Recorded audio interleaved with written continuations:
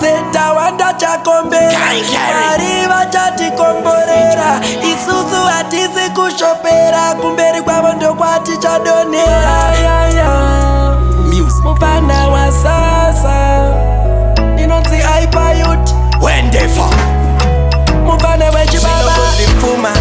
ini ndongo itaye kurota Kungomuka mumba musina kamafuta Zimwe imeboshu wakadzinongo fufuta Upenyu wangu ndoita kunge ndiri kututa Kungoshuwira wokana kuda kutenga mota Ndongona mata kuti Mwari dai mandisota Sandinoita puti vavengi kazova sota Asi ini nika handimboneta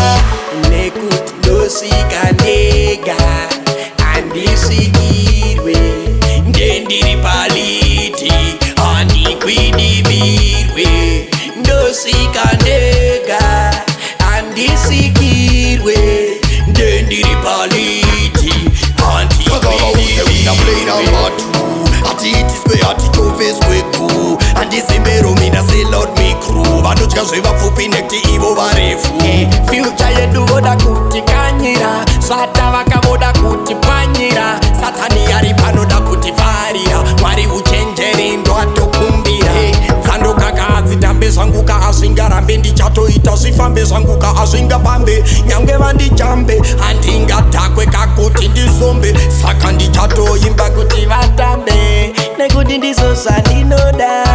Nekuti Mwari zvavanoda Kuti tivaterere tinyengetere kumberi tiende Nekuti ndosvika ndega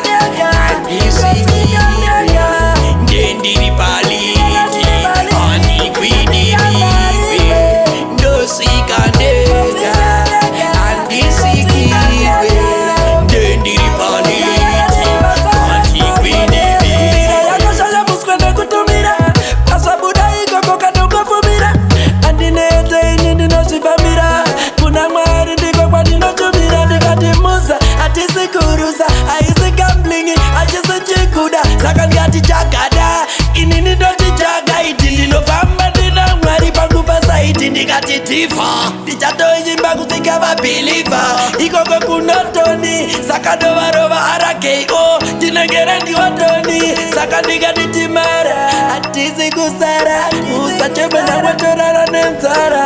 Tozano Hazvina basa vamwe vachofutika Vane tugodo